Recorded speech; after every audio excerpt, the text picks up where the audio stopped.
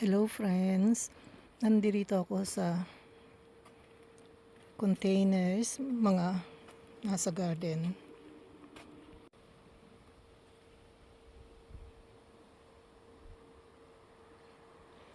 Itong mga chamomile, nakatatlong harvest na ako dito, hindi pa rin tumitigil. Yung iba kinuha ko na, tinanggal ko na talaga, pinatay ko na. Kasi gusto ko may place yung ibang halaman. So, ang gusto ko pakita sa inyo ngayon, ito na yung robot. Nag-iingat ako dito, baka madaanan ako ng robot eh. No? Ayan siya. Oh. Minsan kaya, pag nagbablog ako, nabubunggo ko siya. Ang gusto ko ipakita sa inyo, itong mga blackberries. Ayan o.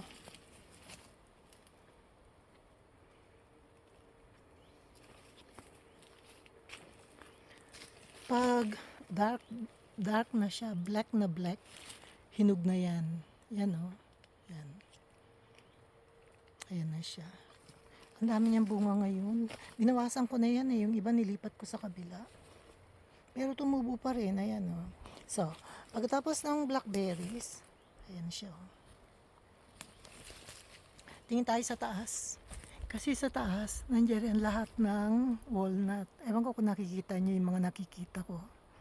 Hindi ko ma-focus ng malapit. Ayan yung walnut. Ayan yung ginawa kong bird's nest. Mga apat yan eh. Ewan ko kung ilan pa yung nakasabit. Minsan nahuhulog gawa ng bagyo, hinahangin pag hindi naka-screw ng... Ayan yung second na walnut.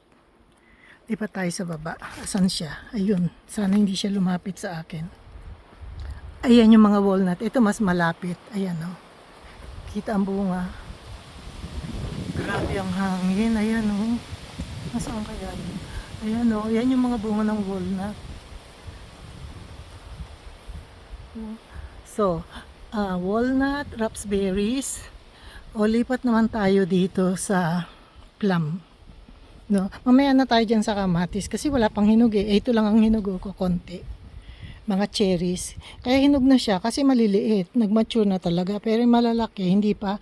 Pero may nagkukulay na. Ayan o. Ayan o. Roma tomatoes yan. No? Tapos ito buffalo. Pero hindi muna yan ay papakita ko. Ay papakita ko sa inyo. Ito. Siguro mamayang hapon, pipitasin na namin yan. Ayan o. So, ganyan siya karami.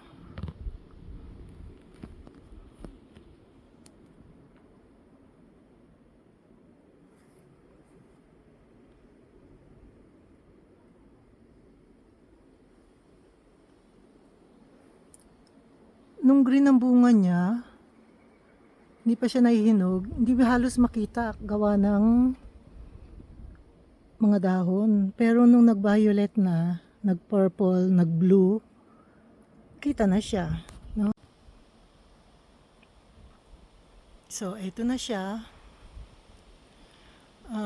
Alam niyo kung ba't namin pipitasin na? Napakalambot niya. Ano to eh, eating plums. Ibig sabihin, pag binake ko siya, masyado siyang juicy. Hindi kagaya ng Sweetsgen. Ano ba Sweetsgen sa ano? Sa English, nakalimutan ko na. Eating plum ito. Pag binake, masyado siyang juicy. Kuha tayo ng isa. Papakita ko sa inyo. Ayan o. So, titikman natin. Ayan, ganyan siya. No? So, hindi ko natatapusin kasi hindi ako makakapagsalita. Hinog na siya talaga kasi tingnan niyo yung loob niya. Oh. So, ayun na siya, ang dami niya. Ang problema, yung nandito, abot ko. Hanggang dyan, abot ko. Hanggang dyan, abot ko. Yung mga Nigerian, abot ko yan. Pati ito, abot ko to, abot ko yan. Abot ko ito, abot ko yan. Ganyan siya karami. Ayan o. Grabe. Hindi ko nga alam na mamumunga to ng marami. Ito, maski lumuhod ka, pwede mo siyang pitasin. Kasi ang baba niya talaga, ayan lang yung paa ko. Oh. Ang baba niya talaga, napakan ko hinog, ayan o. So, well anyway, Kukunin na namin ngayon. Hindi ko alam kung anong gagawin ko. Gagawin ko na lang sigurong jam. Kasi ay, ito pa siya, grabe, hanggang baba. Ayan, oh. Ayan na yung wall. So, ang dami sa likod. Kaya lang sa likod, green pa, hindi pa siya hinog. Hindi ko pa kayo naikot sa likod, itong year na to. So, iikot tayo para makita natin. Ito na yung Rosario Motors, ito yung robot. Ito na yung terrace. Ito na yung mga roses, tsaka yung, ang pangalan nun? Nakalimutan ko na. So, ito yung Weigeli, namumulaklak pa ng konti, pa isa-isa. Ito yung climbing hortensia. Ito yung snowballs. Ito yung, ano ba yan? Bed feeders. Ito yung puno ko ng apple. Ito yung pang-apat. Ito yung pinakamatamis sa lahat, pinakamasarap. Ito yung apples ang tawag ko dyan. Kasi, mas masarap siyang kainin kaysa i-bake, no? This year, konti lang binunga niya. Last year, ang dami niyang bunga. At saka ito orange, red orange, pag nahinog. Konti lang bunga niya ngayon. Ayan, no? Last year, siguro 4 times ang dami ng bunga niya. So, nandito tayo sa likod. Ayan na yung mga plums. Ewan ko kung nakikita nyo, no? Tapos yung katabi ng plums, red pears. Ito na. Tapos tapos na yan, nakuha ko na yung bunga niyan. Konti lang binunga niya ngayon, hindi kagaya last year. Lapitan pa rin natin siya. Dito na nga ako, mag-shortcut ako. Ito yung kamote, sweet potatoes. Ito na yung plum dito sa likuran. Hindi pa siya hinog, pero tingnan nyo kung gaano karaming bunga. Ayan, o. So, nagko-concentrate lang tayo sa plum. Kasi ito yung pinaka-attraction dito sa garden ngayon. Ayan yung bunga niya. Ayan, o. Ang dami talaga. Ang dami-dami. Dalawa lang kami. Kung darating yung anak ko tong linggong ito, tutulungan niya ako mamitas. Hindi ko pa siya nakausap eh. Well, ayan yung apples. Matagal pa yan. Hanggang October to eh. End pa ng October. Tapos, ito na, nagtanim ako doon sa dulong yun ng kastanyas. Ay, ito pala yung nilipat kong pangalan nito. Nilipat ko ito nung spring eh. Blackberries. No, ito pa oh. 2 puno pala yan. Palagay ko may isa pa eh. Hindi ko lang alam kung namunga. So, dito na tayo. Dati inaayos ko pa yan. Ngayon wala na ako talagang time. Busy ako. So, nandito tayo, nasa looban tayo. Napakasukal ngayon kasi hindi ko pa nalinis. No, labas na tayo. Pinakita ko lang yung mga plums. At saka, anong tawag doon? Yun ang first apple o pang-apat. Lalapitan natin yung ibang apples, no? So, ito na yung plum. Ito yung Limelight hydrangea. Ano yan? Yan na yung attraction dito sa garden. Yan siya, may pinakamaraming bulaklak. At saka siya, hanggang February na yan. Magpapalit tayo ng kulay. Nag-umpisa siya sa green, naging white, tapos magiging pink siya, and then magiging beige to brown. Ayan o, medyo green pa siya. Pero magiging white siya, and then magiging pink, no? Lipat tayo, papakita ko pa yung 3 apples. May apples pa ako dito eh. Ito naman, itong susunod na apples, ang pangalan niyan James Grieve.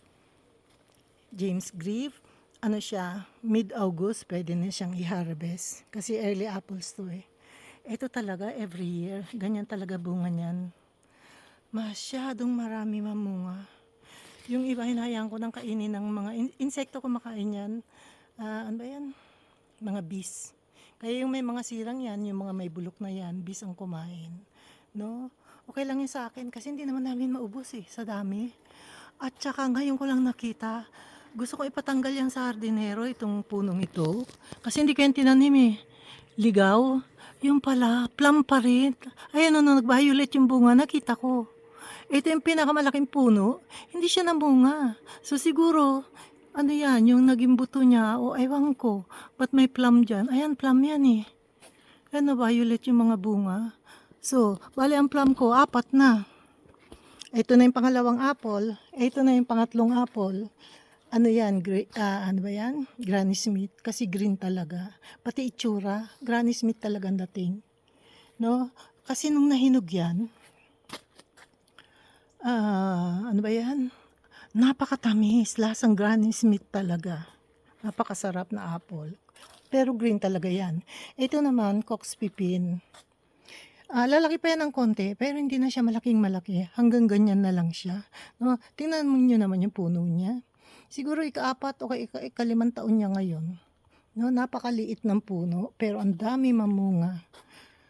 Binili ko yan kasi naawa ko sa puno. Mag-isa na lang siya, walang may gustong bumili. Ang payat-payat, parang ting-ting. Tapos sabi ko, bibili. At saka napakamura.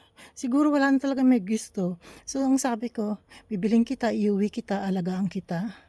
Tapos ayan, diniligan ko, nilagyan ko konting fertilizer, compost, ayan, dami palang mamunga. Ay, hindi ko siya ganong kilala. Ang alam kong Cox Orange, pero ang Cox Pipin hindi ko kilala. Yung Cox Orange, napakasarap din na apple. Eating apple din yon, no? So, ayan siya. Ayan yung pang-4 na apples ko. Tapos, ito pa yung ibang fruit-bearing trees ko. Ito may figs ako. Ayan, oh. Mayroon pa siyang bagong mga bunga. So, ayun yung figs na pinakamaraming bunga. Ito, more or less 10. Tapos, ayan, namumunga na naman ng maliliit. Tapos, meron akong grapes dyan sa likod. 1, 2, 3. 3 yung grapes ko. Isang blue, isang green, at saka isang red. At saka, ito na yung last. Asian pear. Yan yung mga isa sa pinaka-prolific na puno. At saka itong kaliwa, persimmon. Di pa siya namumunga kasi 2 taon niya lang yata to, 3 taon. Pero tumaba na yung puno. Namulaklak na siya eh. Siguro next year mamumunga na yan. No? So, ito na yung Asian pear. Ayan na siya. At saka, matagal pa yan. Siguro, pa yan. Mga 5 weeks pa. Tapos ito yung pinakalas hanggang November yan. Ito yung tawag dito, queens. No, malaki yan, parang peras, ang laki, parang apples, na napakabangong prutas. Pag nahinog, kulay yelo. Napakalaki, sinlaki ng bumbilya. No? Queens ang tawag dyan. No? O sige, thank you. Pag nagustuhan nyo, mag-like, mag-subscribe kayo, at mag-comment para makilala ko kayo.